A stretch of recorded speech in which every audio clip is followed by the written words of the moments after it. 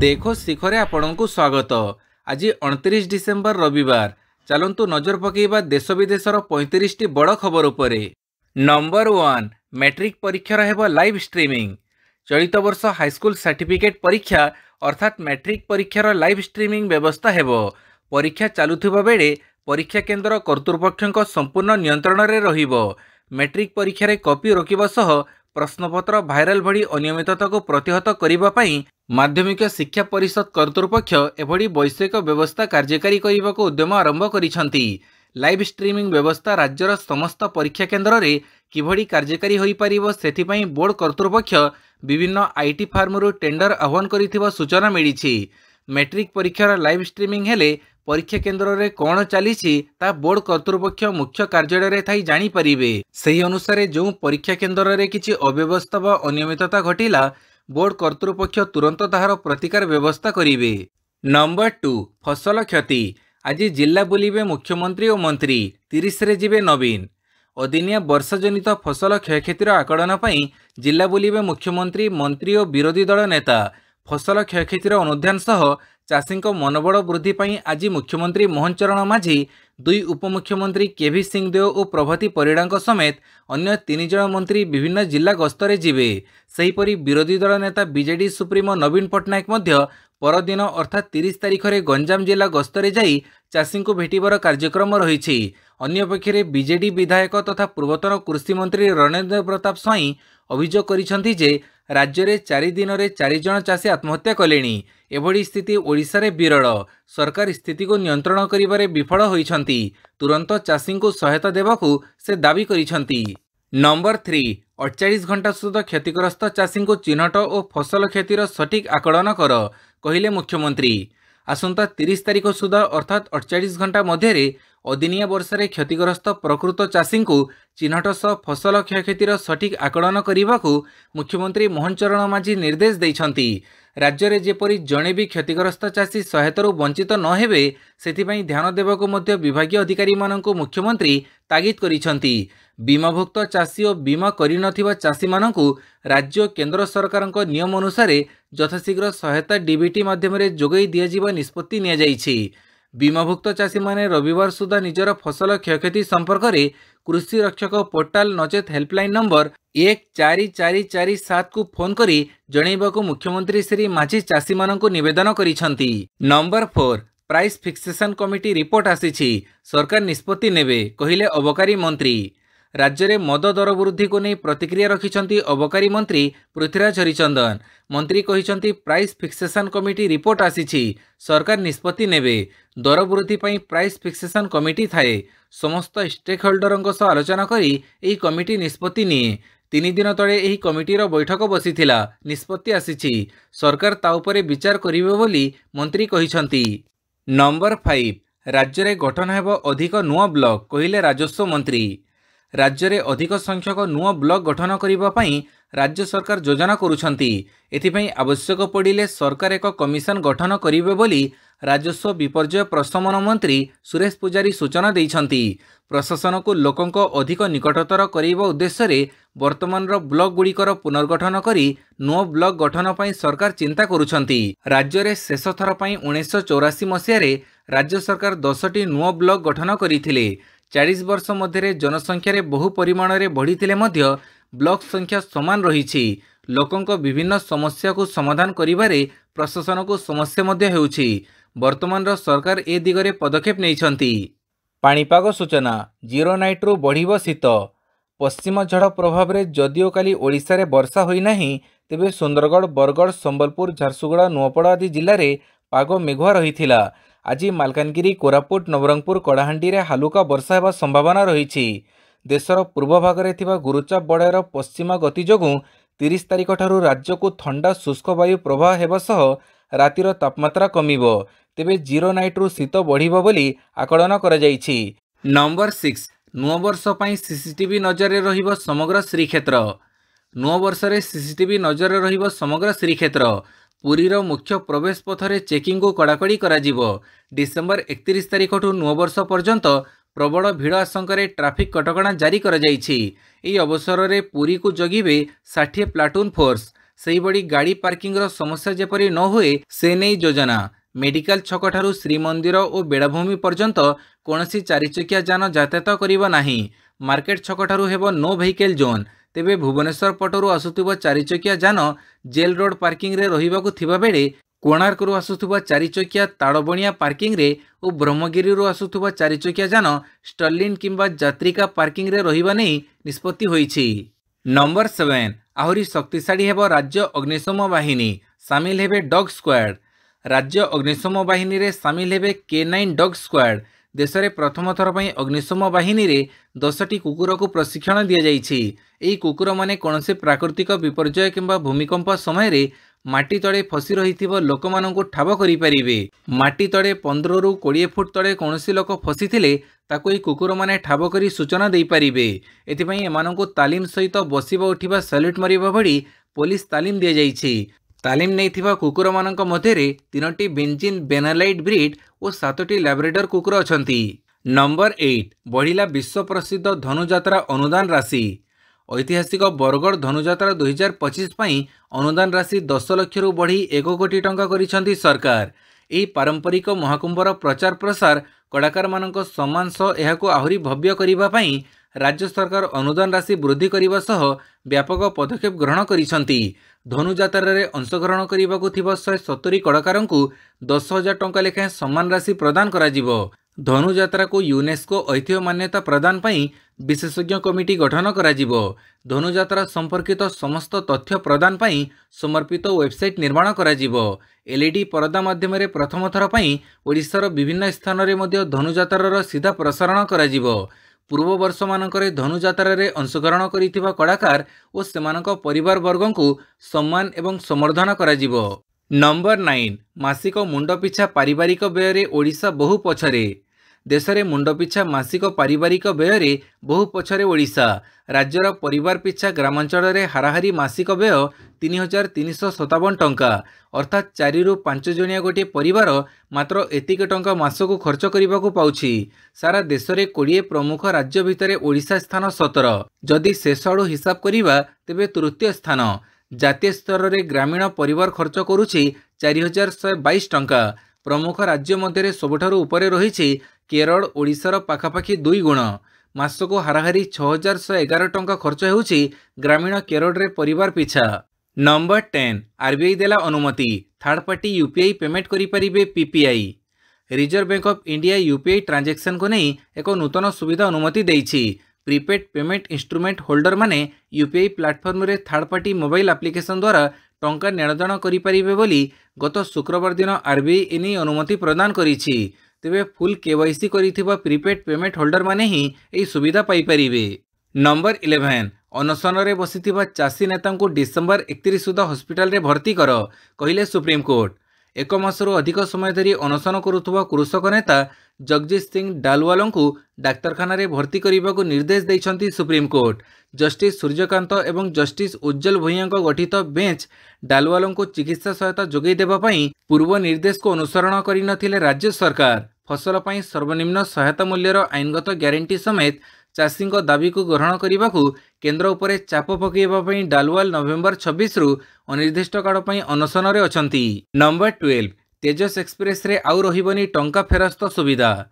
वर्ष शेष हेबा सहित देशर प्रथम कॉर्पोरेट ट्रेन तेजस एक्सप्रेस द्वारा यात्रा करुथुबा यात्री मानक पई एक दुखद खबर रहिछि। वर्तमान यात्रा समय ट्रेन विलंब हेले सेमाने कोनोसी फेरस्त पाइबे नाही। यात्री मानक फेरस्त प्रदान व्यवस्था को आईआरसीटीसी शेष करिछि। यार अर्थ हेउछि जदि वर्तमान तेजस एक्सप्रेस मध्य साधारण ट्रेन परि विलंब हेबो तेबे यात्री माने कोनोसी लाभ पाइबे नाही। तेबे यात्री मानक सुविधा पई आईआरसीटीसी एक नूतन बीमा पॉलिसी लागू करिछि। या अधीन रे बीमा राशि वृद्धि कर जाइछि। वर्तमान मृत्यु हेले यात्री परिवार को 10 लाख टंका दिया जिवो। नंबर 13 जनवरी 13 रु यूजीसी नेट 16 तारीख जाए 2टी सीटिंग रे परीक्षा। विश्वविद्यालय अनुदान आयोग बा यूजीसी नेट डिसेंबर 2024 पई कार्यसूची जारी होईछि। जनवरी 3 तारीख रु आरंभ होई एही परीक्षा 16 जाए चलिबो। सीबीटी मोड रे 85टी विषय रे एही परीक्षा हेबो। प्रतिदिन 2टी शिफ्ट रे परीक्षा कराजिबो बोली नेशनल टेस्टिंग एजेंसी पक्षरु विज्ञप्ति प्रकाश पाइछि। एनी समस्त सूचना एनटीए वेबसाइट www.ugcnet.nta.ac.in रे रहिछि। नंबर 14 फेब्रुआरी 4 रे पवित्र माघ सप्तमी मेड़ा प्रस्तुति जोरदार। एथर माघ सप्तमी मेड़ा और चंद्रभाग बुड़ फेब्रुआरी 4 तारिख में अनुष्ठित हेबो। एने कोणार्क यात्री निवास सम्मेलन कक्ष रे पुरी उपजिलापाल शरद चंद्र बेहरा अध्यक्षतार बसिथिबा प्रथम समन्वय बैठक में यह निष्पत्ति होईछि। बुड़ को श्रृंखलित भाव परिचालना पई एही बैठक में होईछि आलोचना। नंबर 15 मनमोहन को असुरूढ़ विदाय पंचभूतरे लीन हेले। पंचभूतरे लीन हेले दिवंगत प्रधानमंत्री मनमोहन सिंह। सरिला अंतिम संस्कार। नुआदिल्ली निगम बोध घाट में पूर्ण राष्ट्रीय मर्यादा सह मनमोहन सिंह को अंतिम संस्कार संपूर्ण होईछि। पूर्ण सेना सम्मान सह शेषकृत्य कर जाइछि। स्थल सेना वायुसेना और नौसेना तरफरु मनमोहन सिंह को सलामी दि जाइछि। सिख रीतिनीति अनुसार तांकर अंतिम संस्कार कर जाइछि। सकाळु मनमोहन पार्थिव शरीर को शोभायात्रा रे कांग्रेस मुख्यालय को नियाजिबा सह सेठारे श्रद्धांजलि प्रदान कर जाइथिला। या परे शोभायात्रा रे निगमबोध घाट को पार्थिव शरीर निया जाइथिला। सेठारे राष्ट्रीय मर्यादा सह शेषकृत्य होईछि। नंबर 16 शहीदों परिवार पई अनुकंपामूलक राशि बढ़ाइले हरियाणा सरकार।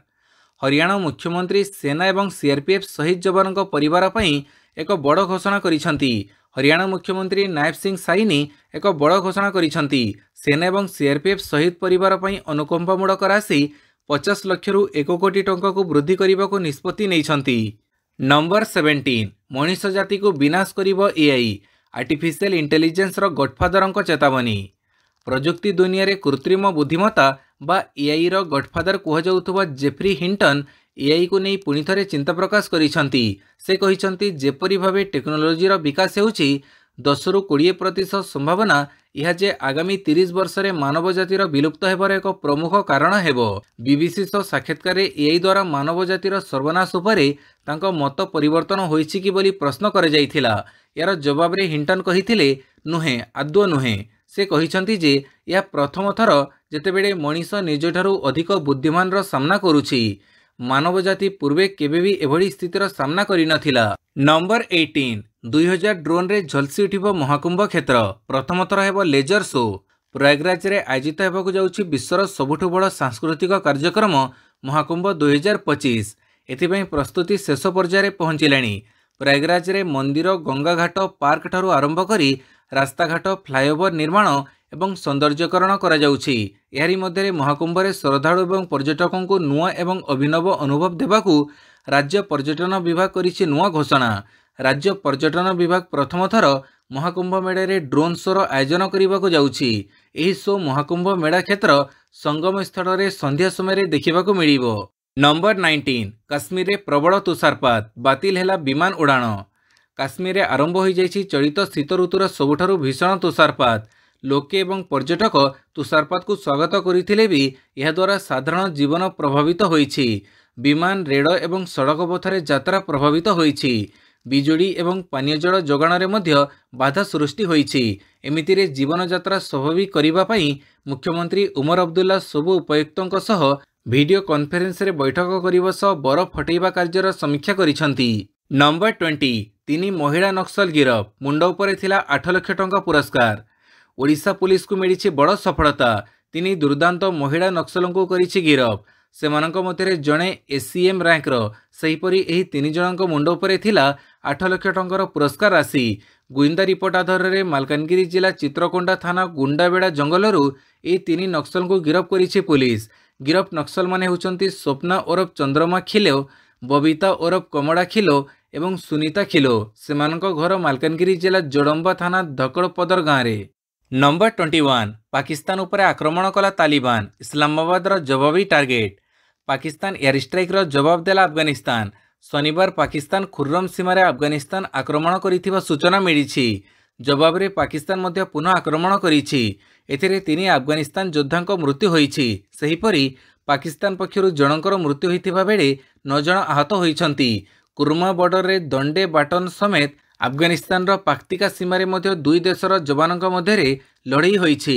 एनी अफगानिस्तान प्रतिरक्षा मंत्रालय काली सकाळे सूचना देइछि। पाकिस्तान सहित दक्षिण पूर्व सीमांचल रे संघर्ष होइछि बोली घोषणा मंत्रालय करिछि।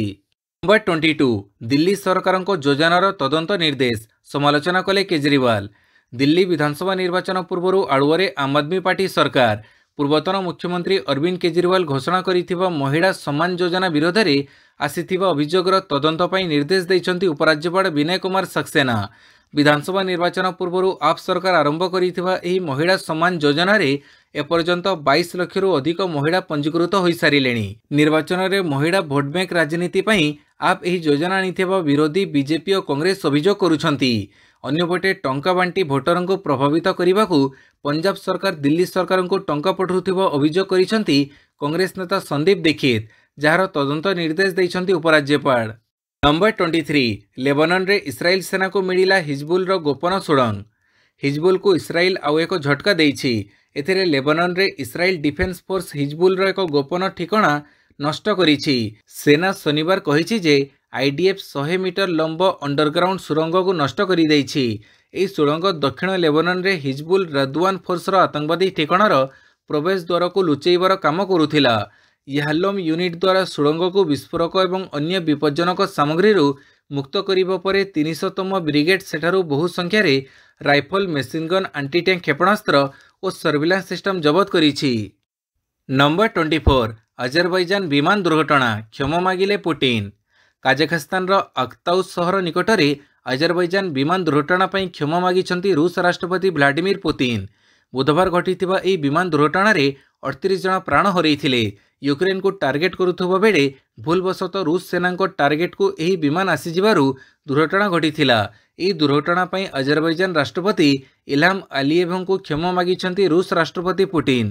ନମ୍ବର 25 ଇଡି ଅଧିକାରୀଙ୍କ ଘରେ ସିବିଆଇ ରେଡ୍, 1 କୋଟି 14 ଲକ୍ଷ ଟଙ୍କା ଜବତ। ହିମାଚଳ ପ୍ରଦେଶ ରାଜଧାନୀ ସିମଲା ସ୍ଥିତ ପ୍ରବର୍ତ୍ତନ ନିର୍ଦ୍ଦେଶାଳୟ ଅଧିକାରୀଙ୍କ ଘରେ ରେଡ୍ କରିଛି ସିବିଆଇ। ଏହି ରେଡ୍ ସମୟରେ ନଗଦ 1 କୋଟି 14 ଲକ୍ଷ ଟଙ୍କା ଜବତ ହୋଇଛି। ଅଭିଯୁକ୍ତ ଅଧିକାରୀଙ୍କ ବିରୋଧରେ ଇଡି କାର୍ଯ୍ୟାଳୟ ଏବଂ ହିମାଚଳ ପ୍ରଦେଶ ରାଜଧାନୀରେ ଥିବା ତାଙ୍କ ବାସଭବନରେ ତଲାସୀ ସମୟରେ ଏହି ନଗଦ ଟଙ୍କା ଜବତ କରିଛି ସିବିଆଇ। ରେଡ୍ ପରେ ବି ଇଡି ଅଧିକାରୀ ଜଣକ ଫେରାର ହୋଇଯାଇଥିବା ସୂଚନା ମିଳିଛି। ଇଡି ଅଫିସରଙ୍କ ଉପରେ 3 ବର୍ଷ ପୁରୁଣା ମନି ଲଣ୍ଡରିଂ ଆକ୍ଟ ମାମଲାରେ ଲାଞ୍ଚ ନେବା ଅଭିଯୋଗ ହୋଇଛି। ଏଥିସହିତ ଅଭିଯୁକ୍ତ ଅଫିସରଙ୍କ ଭାଇକୁ ମଧ୍ୟ ସିବିଆଇ ଏହି ମାମଲାରେ ଜେଲ୍ ପଠାଇଥିଲା। ନମ୍ବର 26 ରାଜସ୍ଥାନରେ ଏବେ 41ଟି ଜିଲ୍ଲା, ହଟାଗଲା 9 ଜିଲ୍ଲା। ରାଜସ୍ଥାନର ଭଜନଲାଲ ସରକାର ଶନିବାର କ୍ୟାବିନେଟ୍ ବୈଠକରେ ବଡ଼ ନିଷ୍ପତ୍ତି ନେଇଛନ୍ତି। ଏହି ବୈଠକରେ ଗେହଲଟ ସରକାରରେ ହୋଇଥିବା 9 ନୂଆ ଜିଲ୍ଲା ସମାପ୍ତ କରିବାକୁ ନିଷ୍ପତ୍ତି ହୋଇଛି। ସରକାରଙ୍କ ଏହି ନିଷ୍ପତ୍ତି ପରେ ରାଜସ୍ଥାନର ଜିଲ୍ଲା ସଂଖ୍ୟା ଏବେ 41 ହୋଇଯିବ। ତେବେ ଗେହଲଟ ସରକାରରେ କରାଯାଇଥିବା 17 ଜିଲ୍ଲାରୁ 8 ଜିଲ୍ଲା ଯଥାବତ ରହିବ। ନମ୍ବର 27 ବାଂଲାଦେଶ ନିର୍ବାଚନରେ ଏବେ ନାବାଳକ ମଧ୍ୟ କରିପାରିବେ ମତଦାନ। ବାଂଲାଦେଶ ଅନ୍ତରୀଣ ସରକାରର ମୁଖ୍ୟ ମହମ୍ମଦ ୟୁନୁସଙ୍କ ପକ୍ଷରୁ ନାବାଳକଙ୍କୁ ଭୋଟଦାନର ଅଧିକାର ଦେବା ପାଇଁ ସୁପାରିଶ କରାଯାଇଛି। ଯଦି ଏହି ପ୍ରସ୍ତାବକୁ ଗ୍ରହଣ କରାଯାଏ ତେବେ ଆଗାମୀ ନିର୍ବାଚନରେ ବାଂଲାଦେଶରେ ନାବାଳକ ଅର୍ଥାତ୍ 18 ବର୍ଷରୁ କମ୍ ବୟସ୍କ ମଧ୍ୟ ଭୋଟ ଦେବା ପାଇଁ ଯୋଗ୍ୟ ହେବେ। ତେବେ ବାଂଲାଦେଶ ନ୍ୟାସନାଲିଷ୍ଟ ପାର୍ଟି ଅନ୍ତରୀଣ ସରକାରଙ୍କ ମୁଖ୍ୟ ପରାମର୍ଶଦାତା ମହମ୍ମଦ ୟୁନୁସଙ୍କ ଏହି ସୁପାରିଶକୁ ବିରୋଧ କରିଛି। ନମ୍ବର 28 14,300 ଫୁଟ ଉଚ୍ଚରେ ସ୍ଥାପନ ହେଲା ଛତ୍ରପତି ଶିବାଜୀଙ୍କ ବିଶାଳ ପ୍ରତିମୂର୍ତ୍ତି। ଭାରତର ପୂର୍ବ ସୀମାର ଶିଖରରେ ଉଡ଼ିବ ଛତ୍ରପତି ଶିବାଜୀ ମହାରାଜଙ୍କ ପତାକା। ଲଦାଖର ପାଙ୍ଗଙ୍ଗ ହ୍ରଦ ନିକଟରେ 14,300 ଫୁଟ ଉଚ୍ଚରେ ଶିବାଜୀଙ୍କ ଏକ ବିଶାଳ ପ୍ରତିମୂର୍ତ୍ତି ସ୍ଥାପନ କରାଯାଇଛି। ଏହା ସହିତ ମରାଠା ସାମ୍ରାଜ୍ୟର ପତାକା, ଯାହା ହିମାଳୟ ଉପତ୍ୟକାରେ ଉଡ଼ିବା ସହ ଛତ୍ରପତିଙ୍କ ପ୍ରତୀକ। ସେନା ଅନୁଯାୟୀ ଶିବାଜୀଙ୍କ ଏହି ପ୍ରତିମୂର୍ତ୍ତି ସାହସିକତା, ଦୂରଦୃଷ୍ଟି ଏବଂ ଅଦମ୍ୟ ନ୍ୟାୟର ଏକ ବିରାଟ ପ୍ରତୀକ ଅଟେ। ନମ୍ବର 29 ଦିଲ୍ଲୀରେ 101 ବର୍ଷର ରେକର୍ଡ ଭାଙ୍ଗିଲା ବର୍ଷା, ବାୟୁମାନରେ ଆସିଲା ଉନ୍ନତି। ଡିସେମ୍ବର ମାସରେ ଅଦିନିଆ ବର୍ଷା ଦିଲ୍ଲୀରେ 101 ବର୍ଷର ରେକର୍ଡ ଭାଙ୍ଗିଛି। ସର୍ବଶେଷ ତଥ୍ୟ ଅନୁଯାୟୀ ସଫଦରଜଙ୍ଗରେ ଶନିବାର ସକାଳେ 8:30 ସୁଦ୍ଧା ଗତ 24 ଘଣ୍ଟାରେ 41.2 ମିଲିମିଟର ବର୍ଷା ରେକର୍ଡ କରାଯାଇଛି। ଦିଲ୍ଲୀ ଇତିହାସରେ ଡିସେମ୍ବର ମାସରେ ଗୋଟିଏ ଦିନରେ ଏହା ହେଉଛି ଦ୍ୱିତୀୟ ସର୍ବାଧିକ ବର୍ଷା। ଏହା ପୂର୍ବରୁ 3 ଡିସେମ୍ବର 1923ରେ ଗୋଟିଏ ଦିନରେ ସର୍ବକାଳୀନ ରେକର୍ଡ 75.7 ଡିଗ୍ରୀ ବର୍ଷା ହୋଇଥିଲା। ନମ୍ବର 30 ହକି ଇଣ୍ଡିଆ ଲିଗ୍ ଉଦ୍ଘାଟନୀ ମ୍ୟାଚରେ ଦିଲ୍ଲୀ ଏସ୍ଜି ପାଇପର୍ସ ବିଜୟୀ। ଦୀର୍ଘ 7 ବର୍ଷର ବ୍ୟବଧାନ ପରେ ନୂଆ ରୂପରେ ତଥା ଆକର୍ଷଣୀୟ ଢଙ୍ଗରେ ଶନିବାରଠାରୁ ବିଶ୍ୱର ସର୍ବବୃହତ ବିର୍ସା ମୁଣ୍ଡା ହକି ଷ୍ଟାଡିୟମରେ ଆରମ୍ଭ ହୋଇଯାଇଛି ହକି ଇଣ୍ଡିଆ ଲିଗ୍। ପାଖାପାଖି 15,000 ଦର୍ଶକ ଟିମ୍ ଗନାସିକା ଓ ଦିଲ୍ଲୀ ଏସ୍ଜି ପାଇପର୍ସ ମଧ୍ୟରେ ଖେଳାଯାଇଥିବା ମ୍ୟାଚକୁ ଉପଭୋଗ କରିଥିଲେ। ଟିମ୍ ଗନାସିକା ଓ ଦିଲ୍ଲୀ ଏସ୍ଜି ପାଇପର୍ସ ମଧ୍ୟରେ ଖେଳାଯାଇଥିବା ହକି ଇଣ୍ଡିଆ ଲିଗ୍ ଉଦ୍ଘାଟନୀ ମ୍ୟାଚ୍ ବେଶ୍ ଉତ୍କଣ୍ଠାପୂର୍ଣ୍ଣ ହୋଇଥିଲା। ତେବେ ଉଭୟ ଦଳ କେବଳ 2ଟି ଲେଖାଏଁ ଗୋଲ୍ ଦେବାରେ ସକ୍ଷମ ହେବାରୁ ମ୍ୟାଚ୍ 2-2 ଗୋଲ୍ରେ ଅମୀମାଂସିତ ରହିଥିଲା। ପରେ ସୁଟ୍ଆଉଟ୍ରେ କିନ୍ତୁ ଦିଲ୍ଲୀ ଏସ୍ଜି ପାଇପର୍ସ 4-2 ଗୋଲ୍ରେ ବାଜି ମାରି ନେଇଥିଲା। नंबर 31 नीतीश कुमार रेड्डी को मेडेन सेंचुरी ऑस्ट्रेलिया को दृढ़ जवाब देला भारत। ऐतिहासिक मेलबोर्न रे निज अंतर्जातीय कैरियर प्रथम शतक हासिल करिसेंती team India rising star Nitish Kumar Reddy. Australia विपक्ष में ऐतिहासिक मेलबोर्न रे ता पुणी 8 नंबर बैटिंग करी नीतीश कुमार प्रथम शतक हासिल करने बेस स्वतंत्र।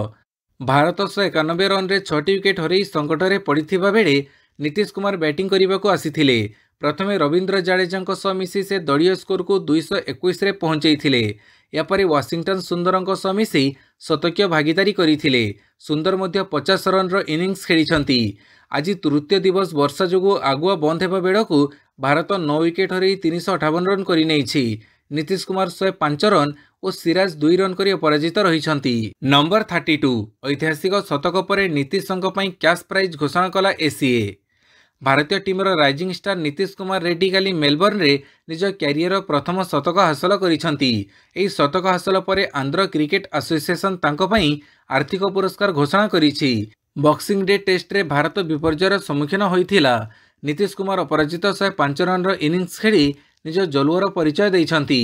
एथिपई एसीए तांको पई 25 लाख टंकार आर्थिक पुरस्कार घोषणा करिछि। नंबर 33 श्रृंखला पोछिनेले भारतीय महिला। वेस्टइंडिज विपक्ष घरोई दिनिकिया श्रृंखला को भारतीय महिला 3-0 रे पोछि नेछि। शुक्रवार शेष तथा तृतीय मैच रे दीप्ति ऑलराउंड प्रदर्शन बड़े घरोई दल 5 विकेट रे भ्रमणकारी दल को मात देछि। दीप्ति और रेणुका सिंह घातक बोलिंग सामना कर न पारी इंडीज 38.5 ओवर में समस्त विकेट हरई 162 रन करिथिला। नंबर 34 2 वर्ष अपेक्षार अंत बाबरଙ୍କ बैट्रु बाहरिला अर्धशतक। दीर्घ 2 वर्ष धरी पाकिस्तान क्रिकेट प्रेमी करिथिबो अपेक्षार अंत घटिछि। शेष में बाबर आजमଙ୍କ बैट्रु टेस्ट क्रिकेट रे बाहरिछि प्रथम अर्धशतक। शनिवार दक्षिण आफ्रिका विपक्ष में चलिथिबा प्रथम टेस्ट रे बाबर 85 बॉल रे 50 रन इनिंग्स खेलिछंती। ए इनिंग्स रे से 9टी चौका मारिछंती। एथिसह साउथ शकीलଙ୍କ सह मिसी चतुर्थ विकेट पई 79 रन भी जोड़िछंती। एबे दक्षिण आफ्रिका को प्रथम टेस्ट जीतिबा पई 148 रन टार्गेट मिलिछि। किंतु तृतीय दिन खेल शेष सुधा दक्षिण आफ्रिका 3 विकेट हरई हैं केवल 27 रन करिपारिछि। एबे दल को जीतिबा पई 121 रन दरकार थिबा बेले हाथ में 7टी विकेट रही। नंबर 30 हॉकी इंडिया लीग उद्घाटनी मैच रे दिल्ली एसजी पाइपर्स विजयी। दीर्घ 7 वर्षर व्यवधान पर नुआ रूपरे तथा आकर्षणीय ढंग से शनिवार ठारू विश्वर सर्वबृहत बिरसा मुंडा हॉकी स्टेडियम रे आरंभ हो जाइछि हॉकी इंडिया लीग। पाखापाखि 15,000 दर्शक टीम गनासिका और दिल्ली एसजी पाइपर्स मध्य खेला जाइथिबा मैच को उपभोग करथिले। टीम गनासिका और दिल्ली एसजी पाइपर्स मध्य खेला जाइथिबा हॉकी इंडिया लीग उद्घाटनी मैच बेस उत्कंठापूर्ण होइथिला। तेबे उभय दल केवल 2टी लेखाएं गोल देबारे सक्षम हेबारु मैच 2-2 गोल रे अमीमांसित रहिथिला। परे शूटआउट रे किंतु दिल्ली एसजी पाइपर 4-2 गोल रे बाजी मारी नैथिला। वीडियोटी को संपूर्ण देखिथिबारु बहुत बहुत धन्यवाद।